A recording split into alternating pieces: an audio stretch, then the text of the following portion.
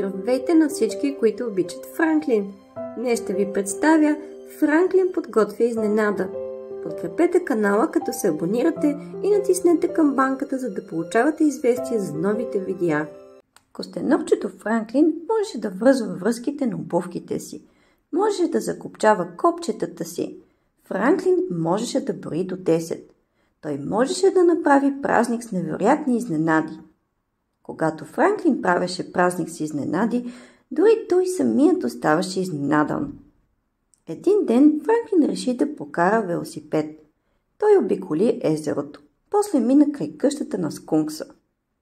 На ливадата пред къщата стоеше табелка с надпис «Продадена». «О, не може да бъде!» извика отчаяно Франклин. Той скочи от велосипеда и изтича до къщата. Почука на вратата, но никой не отговори. Тогава Франклин зачука с всичка сила. «Дан, дан, дан!» Никой не отвори. «Това е ужасно!» изорка Франклин. «Скунксът ни напуска, но защо не ми е казал, че ще се мести?» Франклин подкара велосипеда към къщи. Мама Костенурка беше в градината. «Скунксът се мести!» изтича при нея Франклин. «Знам», отвърна тя. «Знам, но това е ужасно. Трябва да кажа на всички». Прекъсна я Франклин и отново подкара велосипеда. Франклин намери приятелите си в парка и им съобщи лошата новина. Очите му бяха пълни със сълзи. «Скунксът ще ми липсва», каза бобърчето. «И на мене», натъжи се мечето. И на мене», завикаха всички. Тогава Франклин каза: «Имам идея. Да направим изпращане на скункса», предложи той. «Но трябва да пазим тайна. Скунксът не бива да знае. За него прощалното тържество ще бъде изненада». «Съгласни сме», завикаха всички. «Предлагам да се съберем у дома», каза Франклин. «Аз ще донеса сладолед», обеща мечето. «Аз ще донеса бисквити», добави бобърчето. «А ние бомбони», казаха останалите. Франклин се върна вкъщи. «Мамо, ще правим прощално тържество», извика той още от вратата. «Изпращаме скункс. Това е специална изненада от нас за него». «Скунксът наистина ще се изненада», каза мама Костенурка. «Но защо?» Ала Франклин вече не я слушаше. «Има много работа», извика той и изтича в стаята си. Франклин наду много балони. Направи торт. Върху нея изписа със сладко «Довиждане, скункс». «Но Франклин», намеси се майка му, «вие защо?» Ала Франклин вече не я слушаше, защото точно тогава видя през прозореца скункс. «О, не!» оплаши се Костенурчето. «Скунксът идва тук, изненадата ни ще пропадне».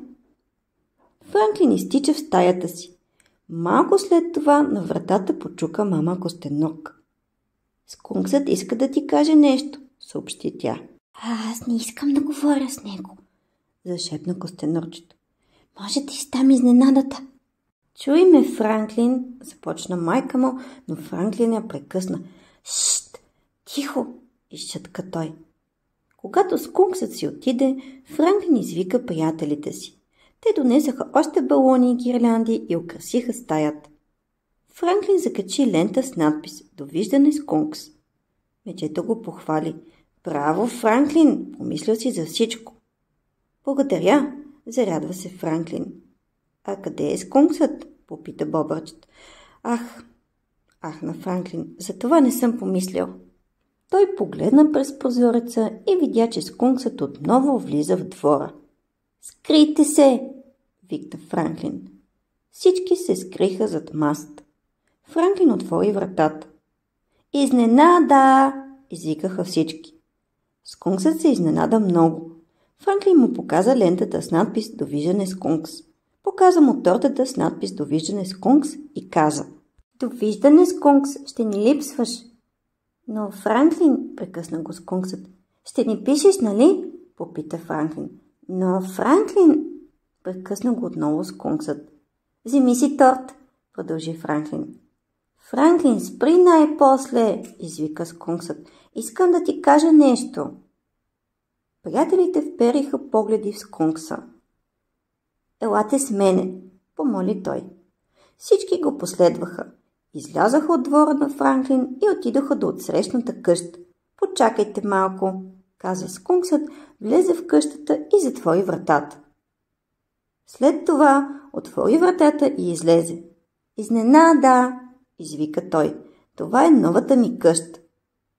Всички изгледаха Франклин. А ти какво ще кажеш сега? Ура! Извика Франклин. Да вървим от дома и да направим празник за оставането на скункса. Приятелите се върнаха в къщата на Франклин и си направиха много весел празник, защото скунксът оставаше с тях.